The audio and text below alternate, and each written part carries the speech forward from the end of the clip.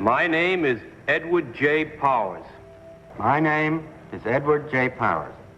My name is Edward J. Powers.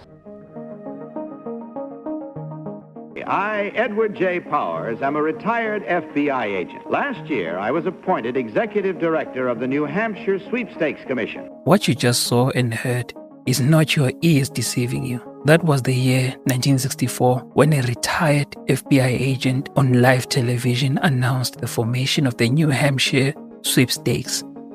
The New Hampshire Sweepstakes was the first government-approved form of lottery draw. This not-so-innocent-looking lottery draw was the early blueprint for a much more addictive and sinister modern-day phenomenon. Because when you fast-forward to today, to me at least, it seems as though that same government-approved monopoly has mutated into a multi-billion-dollar digital gold rush. America has recently brought its age-old love of sports betting out of the shadows and onto our phone. You got busted for 30 plus. Ever since I started, I haven't stopped. I mean, you can call it addiction, but I think it's just dedication. Yeah. You even see just a rash of college students suddenly consumed with betting. One study found that 1 in 5 college students now dip into money set aside for tuition to pay for their betting. Look at our screens right now. As though it's not enough that we have addictive apps like Instagram and TikTok, but now this has been weaponized in this new world of gambling apps like Fanduel, DraftKings, Stake, and Polymarket. All these giants have completely taken over, thanks to partially promotions from the most famous faces in the world. How did we actually get here? To understand this modern-day epidemic, you have to look back at how the American gambling system was designed from day one. This barrel contains the hopes and aspirations of 38 million ticket holders a year. Every time this barrel spins, somebody wins a prize. You've just won the lottery. Oh, be blow. No. You said be blow, didn't you? In that lottery opening year of 1964, 6 winners hit the jackpot for a total payout of $1.8 million across all prize tiers. But here's the thing. For that year of 1964, the total revenue from ticket sales was around $5.7 million, and the government pocketed $2 million. So, in actuality, right from the first lottery draw, the biggest winner was the government. Ever since that time until today, that fact hasn't changed at all. The biggest winner of the greatest gambling craze in American history is always the government. Taking a look at the modern day numbers, in 2024, the state of Florida pocketed $2.4 billion in profits, California took $2.2 billion, Texas $2 billion, and in New York, a staggering $3.7 billion. As you look at the history of gambling in America and the data beneath the surface, you begin to realize a pattern. Whenever gambling becomes legal, or whenever the government seems to turn a blind eye, then one of the entities benefiting the most or pocketing a large chunk of money is the government itself. The lottery was basically just a test run, a Trojan horse in a way. Because what happens when the state realizes it can tax not just the lottery tickets, but every single human impulse involved with gambling? To answer that question, we have to jump forward in time to a moment that changed the internet and millions of lives forever. For decades, if you wanted to gamble on the outcome of sports events, you had to know a guy who knows a guy, or you had to fly all the way to Las Vegas. Why? Because the federal government had a strict ban on sports betting under the law called PASPA. But something really strange, or should I say not so strange, happened in 2018. The government struck that law down, everything changed. Suddenly, every state had a choice. Keep this form of gambling illegal or legalize it and tax the hell out of it. And well, today, sports betting is legal in nearly 40 states. This is a massive shift in a very short period of time. In 2018, the U.S. Supreme Court struck down the federal ban on sports betting. Now, 39 states, D.C., and Puerto Rico allow it. And the floodgates have opened. The amount of money changing hands is frankly hard to comprehend.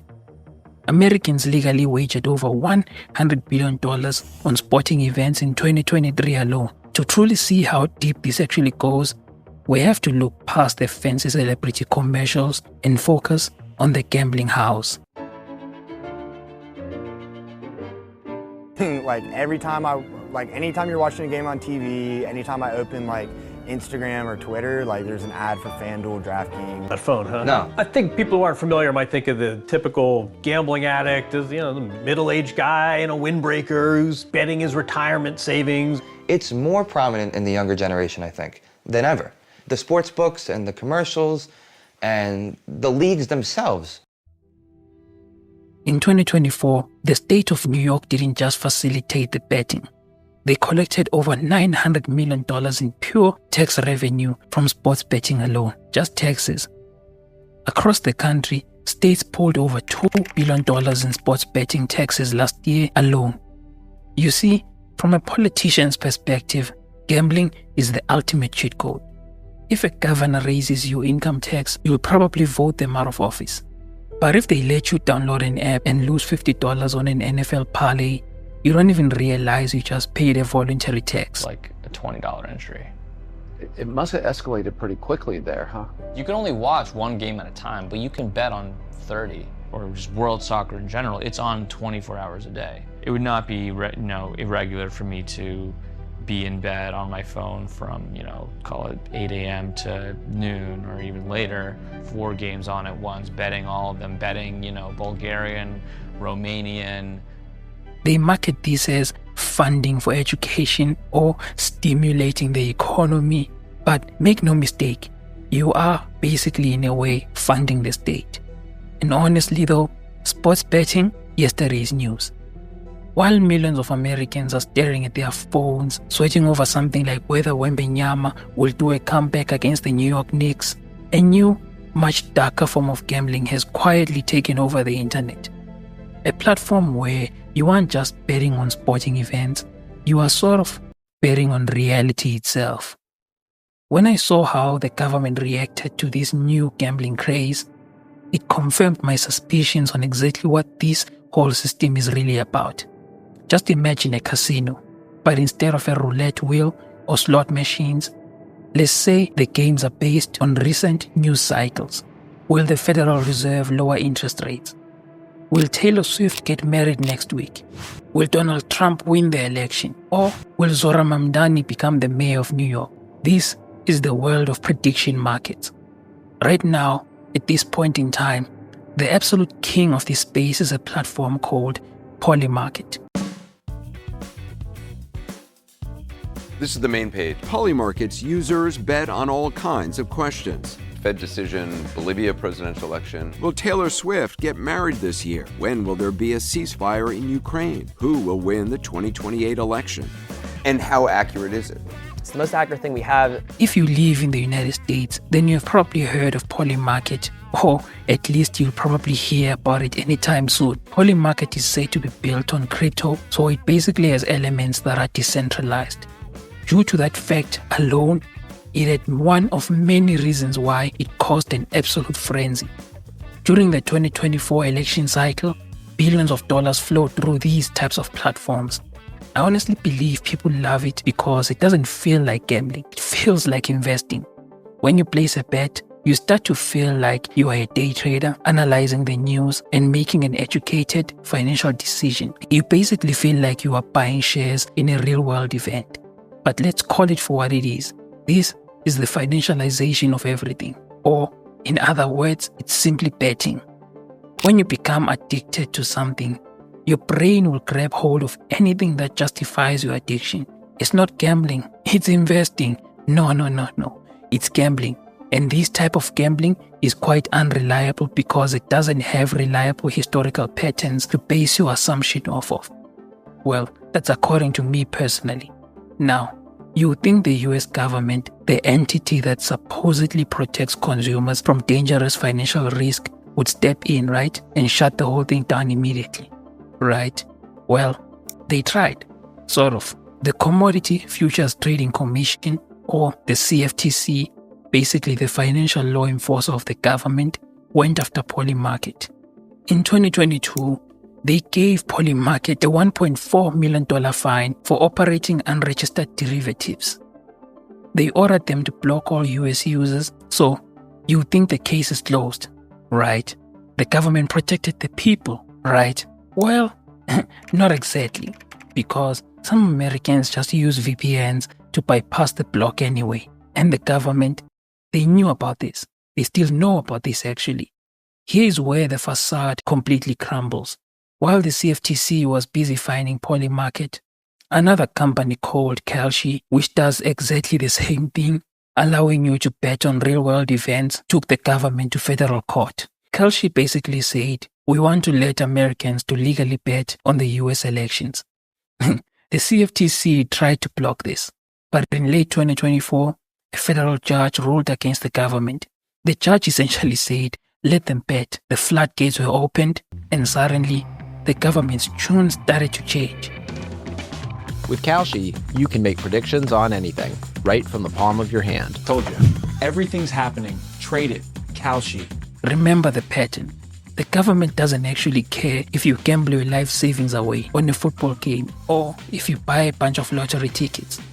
They only care about one thing. Are they getting their cut of the profits? To me, the CFTC fining Polymarket $1.4 million isn't a punishment at all. It's more like a mere toll booth. When states sue these prediction markets or try to ban them, if you read the fine print, it almost always boils down to a fight over jurisdiction. Who gets to regulate it? Because whoever gets to regulate it gets to tax it. Yes, it is in fact a fight for a slice of that lucrative gambling money.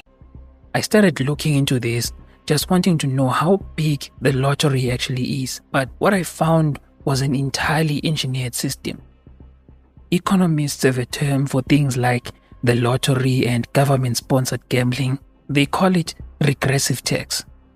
A progressive tax taxes the rich more. A regressive tax hits the poor the hardest. Study after study shows that the vast majority of lottery tickets are bought by low-income neighborhoods. The people funding that $3.7 billion profit in New York aren't the billionaires. They are actually the working class people chasing for any sign of hope because our people are drowning in a nasty hyper-capitalist economy. Hey, you can't win if you don't play. Gotta be lucky once.